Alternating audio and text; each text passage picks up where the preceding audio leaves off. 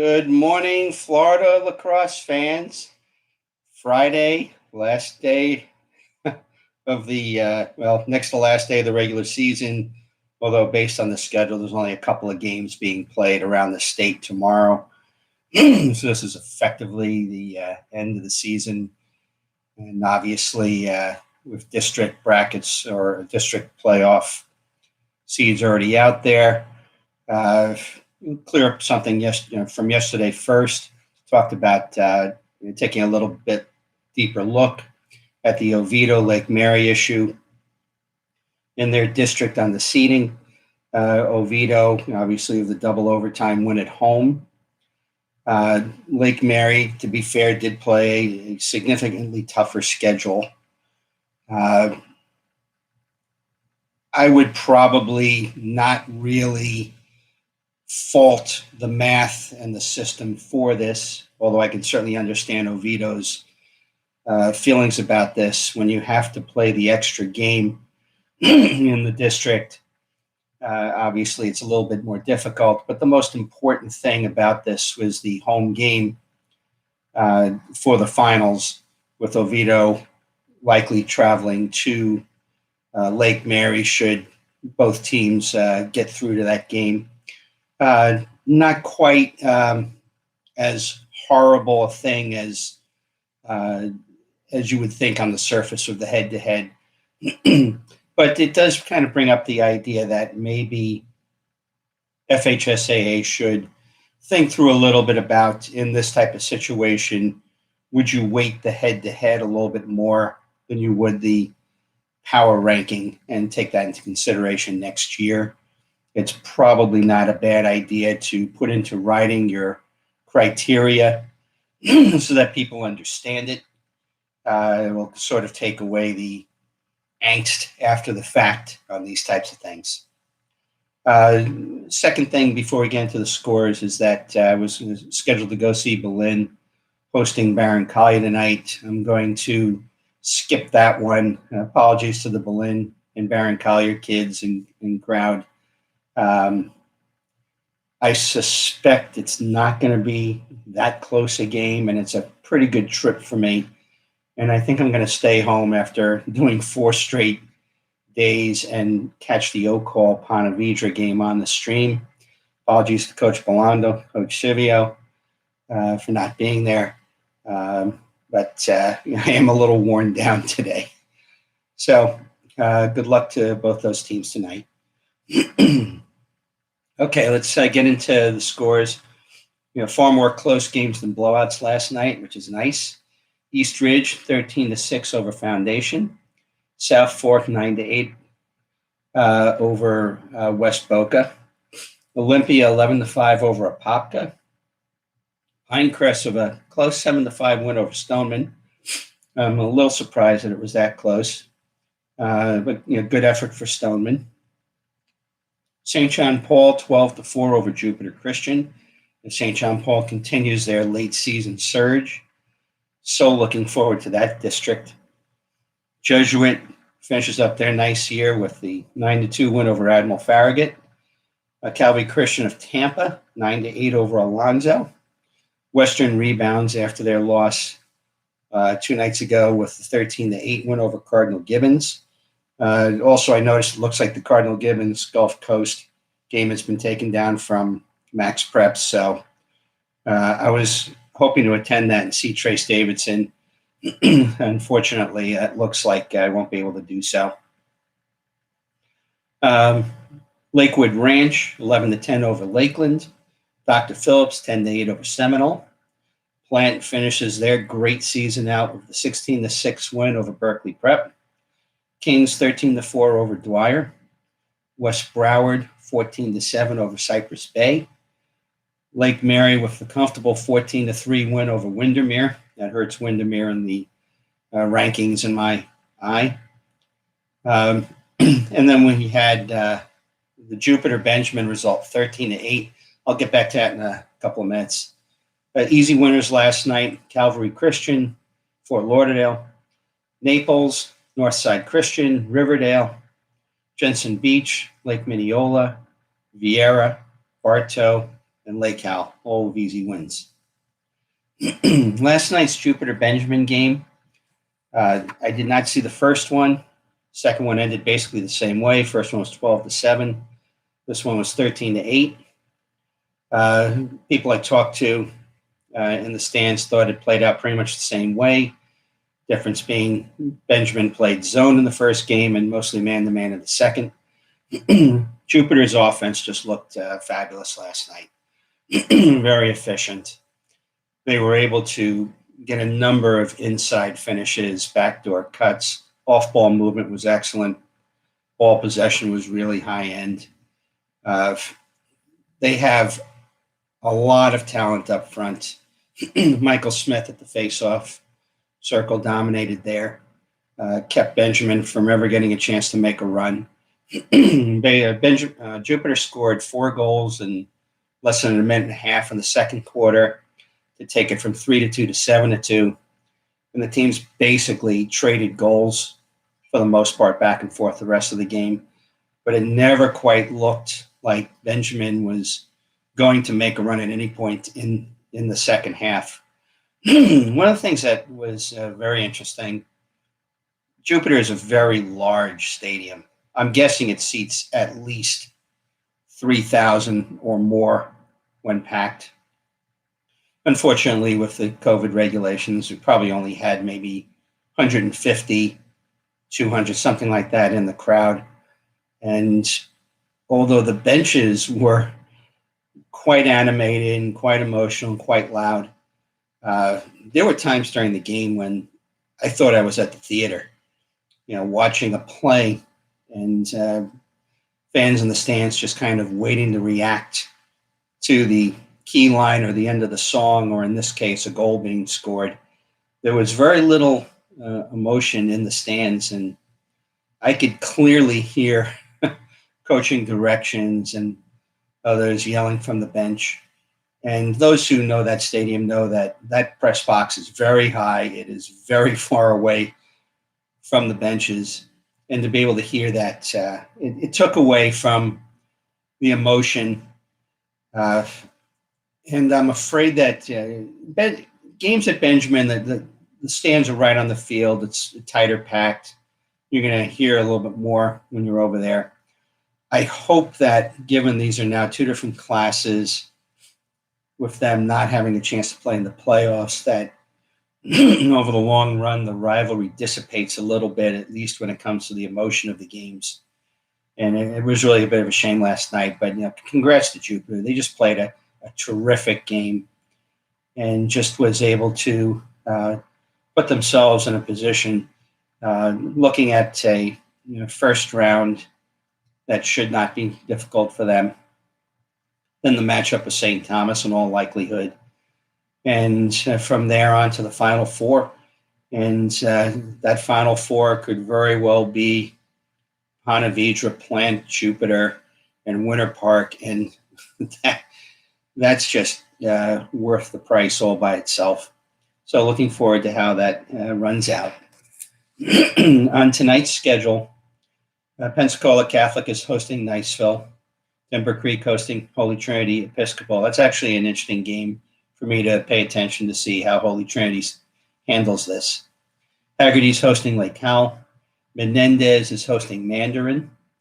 Kings Academy hosting Boca Raton. Calvary Christian Fort Lauderdale hosting Palm Beach Central. Columbus is hosting Western. An undefeated 15-0 Berlin hosting Barron Collier, as I mentioned before. Forest is hosting Bartow. Boone is hosting undefeated Winter Park. Creekside is hosting Buchholz. Riverview is hosting Community School. And then we've got 3 very interesting matchups. Episcopal, 12-1, is hosting 10-3 Bulls up north. Both teams having a terrific year. Vieira is hosting Oviedo. Oviedo looking to bounce back after their nightmare against Winter Park. And for Vieira, that's a big step up in class. So it's going to be interesting to see how they handle it. And then we have the undefeateds. We have 2A number 1 Ponte Vedra traveling to 1A, number 3, Oak Hall, both undefeated. The game will be streamed. I'm going to definitely catch that one live on the stream. I expect I'm not really sure what the attendance rules are up at Oak Hall this year. That game would pack the place, obviously, if the restrictions are not there. Good luck to both teams that night. On Saturday, the only real matchup, Creekside is hosting St. Edwards to end the season. Or at least I'm assuming they are. Again, sometimes Max Preps still is showing games that do get canceled. So we'll see if that one is played. Now, actually, I'm sorry. I missed one on the boys' side of the result because it was, I consider an upset. American Heritage Delray with the 8-7 win over Wellington. That did surprise me. That's a great example of Heritage Delray playing a difficult schedule, not much of a record this year, but all those difficult games got them ready to pull an upset late in the season, and that does tend to happen a lot at the high school level down here. On the girls' side, top 15 action. We've got Plant with a mild upset over Berkeley Prep. That's certainly going to get them polling consideration. Boca Raton staying undefeated with an easy win. And Haggerty with a big upset, 12-1 over Lake Brantley. That's surprised the heck out of me. Good for Haggerty, rebounding after a couple of tough losses. Today, we've got Naples hosting American Heritage Delray. Plant is hosting Bishop Moore. Riverview will be hosting Community School. Ponte Vedra is traveling to Oak Hall. They're actually going to play the first game of a doubleheader down there tonight. Vero Beach is hosting Pinecrest. That's a 2 top 10 matchup. Undefeated number 1 Lake Island Prep hosting undefeated Newsom. Top 15 matchup there. And Episcopal School is in action. Game they should win. And then tomorrow, again, if the game has not been canceled, American Heritage Delray is hosting Steinbrenner down here.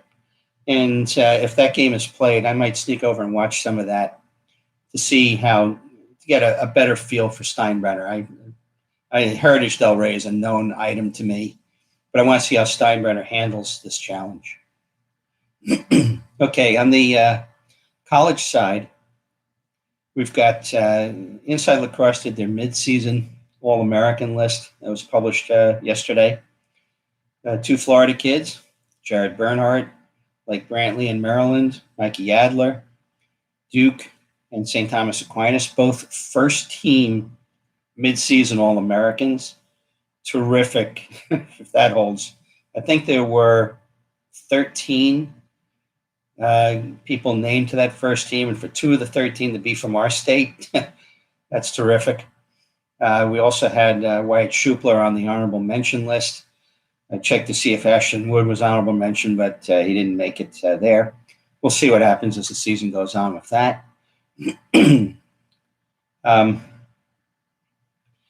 We had a game in the Sunshine State Conference last night. St. Leo with the 12-11 win in overtime over Florida Southern on the men's side. There were 8 goal scorers for St. Louis for the 12 goals. They were led by Tyler Eames, 4 goals and 1 assist. Sean Nolan with 4 goals and 1 assist for Florida Southern in the loss. A couple of Stoneman kids showing well. Kevin Horwitz went 18 for 23 at the faceoff. And Stoneman teammate Tommy Frank scored twice in the losing cause for St. Leo. When you look at the schedules over the weekend, the Jacksonville women, the Florida women, the Stetson women are all off this weekend. That's interesting. I'm not sure that's ever really happened before, where all 3 of them were off the same weekend mid-season. Jacksonville men are hosting Air Force at noon. Live stream for that. The Sunshine State men in action. We got Rollins is going to be hosting Florida Southern. The St. Leo Palm Beach Atlantic game has been postponed. And Lynn is hosting Tampa in a game that, God, I wish I could go to. Easy local game for me. And 2 undefeateds and ranked teams in Division II. On the women's side, Friday tonight, we've got Florida Southern hosting Rollins. Tomorrow, Tampa is hosting Lynn, and Palm Beach Atlantic is hosting St. Leo. Last weekend, I'm going to take an in-depth look at the brackets for the districts. Try to do some, maybe instead of writing them up, I'll try to do a bunch of snippets on predictions on the districts. Make it a little bit easier on me to do 32 of them verbally instead of writing them out. Try to do some stuff on the girls' side too. Just wanted to thank everyone involved. Those of you who have really had to deal with so much this year, and we're getting through it. Looks like we're going to be pretty much back to normal by next year. Those who don't know, the only negative for me this year is I'm not going to be seeing the Final Four in Orlando. My niece, who was supposed to be married last year, Memorial Day Saturday, it's been scheduled for May 8th in Bucks County, Pennsylvania. So I will have to watch the games on the NFHS network and report from them that way afterwards. I feel really bad about it because this is going to be such an interesting year. We're going to have so many new teams participating for the first time ever. And depending on how many tickets they're going to allow to be sold there, do yourself a favor. A fan of the sport, get out there if you can. And last but not least, if you're enjoying what I'm doing here, hit that subscribe button. We've broken over 200. We want to make this as big as possible. YouTube has certain goals that you need to hit in order to be able to do other things with the site as well as to potentially monetize it. If you like these videos, please hit the like button. If you don't like it, hit the down hand button. That's okay. So it's perfectly fine to critique me and what we do here.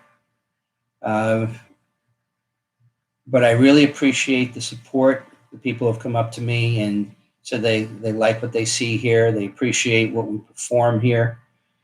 And just wanted to make sure and get that out before the season's over. So get out to a game tonight. Enjoy yourself. Lay off the refs. Have a great weekend. This is Lee Roggenberg, Florida Lacrosse News.